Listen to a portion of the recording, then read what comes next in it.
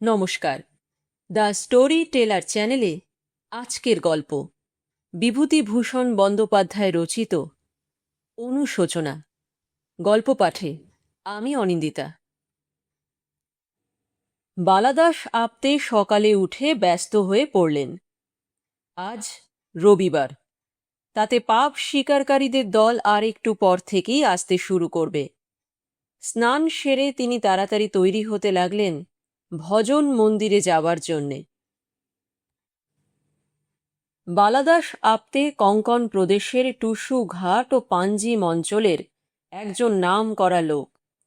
গোয়া থেকে যাতায়াতের বড় সড়কের ওপর সেন্ট জেভিয়ারের যে ক্ষুদ্র গ্রাম্য মন্দির অবস্থিত, বালাদাস সেখানকার সহকারী পুরোহিত। সাধারণ উপাসনা করেন না বড় একটা। রবিবার সকালে পাপ স্বীকার গ্রহণ করেন ও বিধি অনুসারে দণ্ড দেন। বালাদাসের পবিত্রতার জন্যে সকলে তাকে খুব মানে, ভয়ও করে।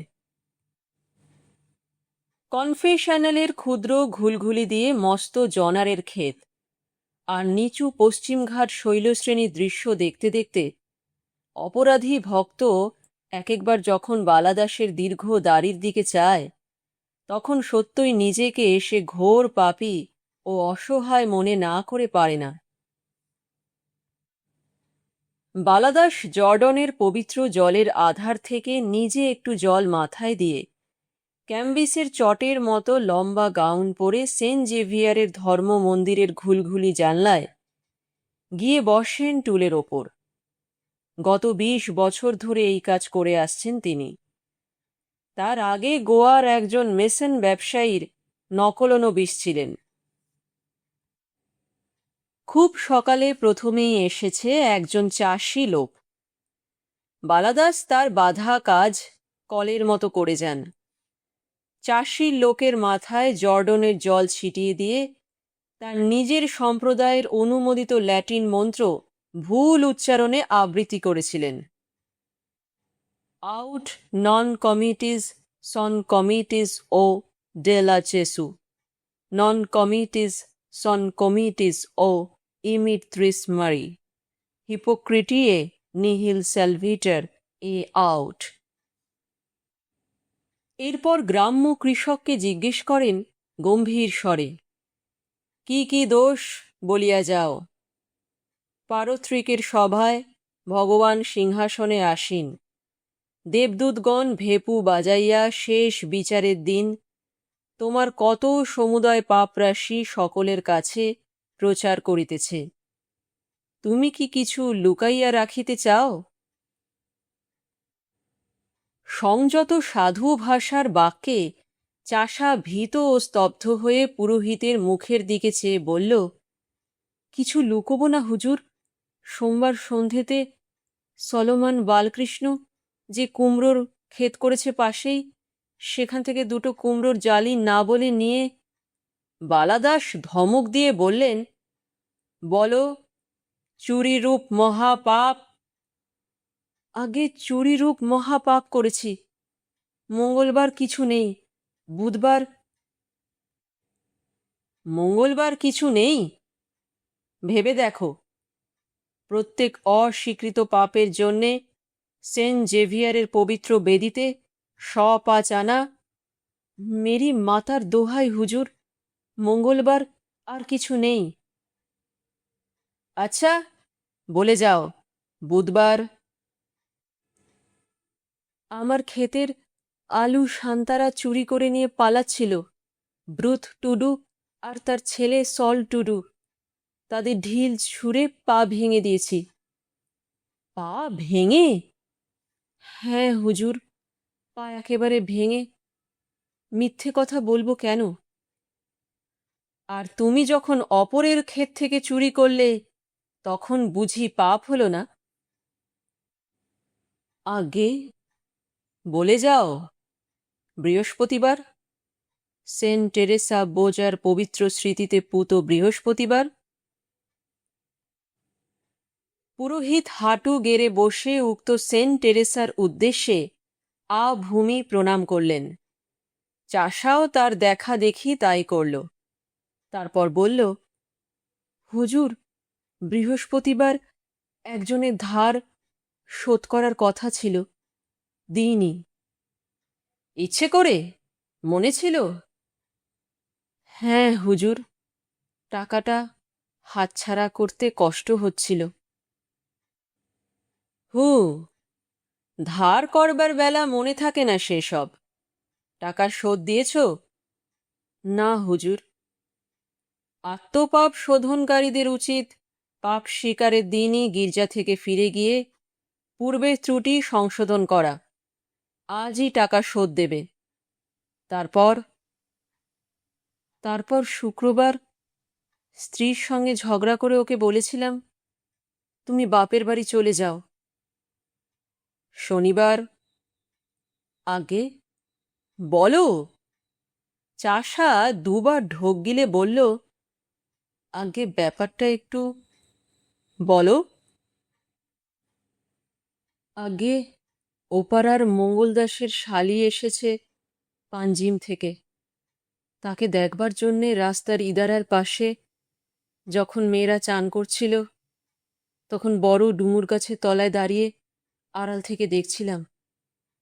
বালাদাস দুই গালে হাত দিয়ে বলল, কি সর্বনাশ, কেন? আগে তা যখন বলতেই এসেছি তখন বলবো। মঙ্গলদাসের শালি নামকরা সুন্দরী, পাঞ্জিমের। সেখানে কি নাচঘরে কাজ করে। অমন গাইতে নাচতে কেউ জানে না এদেশে। গরবা নাচ, খুব ভালো নাচে, খুব ভালো নাচ। সেবার এসে নেচে খুব নাম করে গিয়েছিল যে। বালাদাসের অস্পষ্ট মনে পড়ল, শুনেছিলেন বটে, পাঞ্জিমের একটি সুন্দরী মেয়ে গরবা পরবে হিন্দুদের উৎসবের দিনে বটতলায় অদ্ভুত নাচ নেচেছিল। তিনি ভ্রুকুটি করে বললেন, হুম, বড় উৎসাহ যাচ্ছে যে। কবার দেখেছিলে? আগে তা 4 বার। 4 বার? আগে হ্যাঁ হুজুর, মিথ্যে কথা কেন বলবো।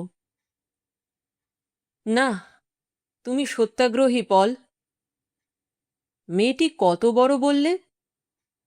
আগে তা যুবতী, লেখাপড়া জানে। মঙ্গলদাসের সংসারের অর্ধেক খরচ তো সেই পাঠায় পাঞ্জিম থেকে হুজুর। কি নাম? সখীবাই। আচ্ছা যাও। চাষা চলে গেল। নিজের অপরাধের ভারে তার মন এত ভারাক্রান্ত যে বাড়িতে গিয়ে সে রাঙা মাতসা চালের ভাত আর খাম আলুর তরকারি খেতেই পারল না। কঙ্কন উপকূল গোধূম উৎপন্ন করে না। ভাদ্র মাসে জনার আর এই মাতসা ধান উঁচু জমিতে জন্মায়, অন্য নিচু জমিতে হৈমন্তী ধান। মা ধান 60 দিনে পাকে বলে গরিব চাষিরা অর্ধেক জমিতে এ চাষ করে। সকালে উঠে ওই ধানের রাঙা মিষ্টি ভাত পেট ভরে খেয়ে মাঠের কাজে বেরিয়ে যায়। দুপুর ঘুরে গেল। মাঠে বসে চাষা ভাবল, কাজটা খারাপ হয়ে গেল সন্দেহ নেই। সেজন্য বকুনিও যথেষ্ট খেয়েছে সে মাননীয় পুরোহিত বালাদাসের কাছে। তবে একটা কথা, সখীবাই এখানে চিরকাল থাকতে আসেনি। 3-4 দিন পরে সে পাঞ্জিমে চলে যাবে, যাবেই।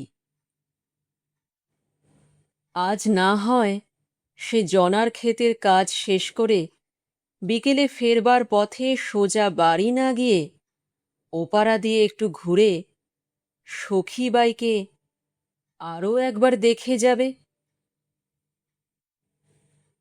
ওরকম মেয়ে এদিকে হরহামেশা বড় একটা আসে না। না হয় এই অপরাধের জন্যে সে আগামী রবিবারে বাতি দেবে সেন্ট জেভিয়ারের দরগায়। পুরোহিত কিছু জরিমানা করবেন একই অপরাধ 2 বার করবার জন্যে। 1 টাকা 5.5 তা দেবে সে। গোয়ার পাইকারদের কাছে এক গাড়ি কুমড়ো বিক্রি করলে উঠে আসবে এখন ও পয়সা। কাজ শেষ করে বিকেলের দিকে সে গুটি গুটি চলল মঙ্গল দাসের পাড়ার দিকে। আস্তে আস্তে সে ইদারার অদূরবর্তী বড় ডুমুর গাছটার আড়ালে গিয়ে দাঁড়াল। ডুমুরের যে ঝাড় ঝাড় কাঁদি নেমেছে বৃদ্ধ মহাপুরুষদের দাড়ির মতো, তারই ওপাশে কে একজন মাথা নিচু করে দাঁড়িয়ে না? কে রে? চাষা গুড়ির এদিক থেকে ওদিকে ঘুরে গিয়ে দেখল ক্যাম্বিসের চটের গাউন পরে, লম্বা চুল দাড়ি কাঠের চিরুনি দিয়ে আছড়ে, ডুমুর ঝাড়ের তলায় চোরের মতো দাঁড়িয়ে আছেন স্বয়ং পুরোহিত বালাদাস আপতে।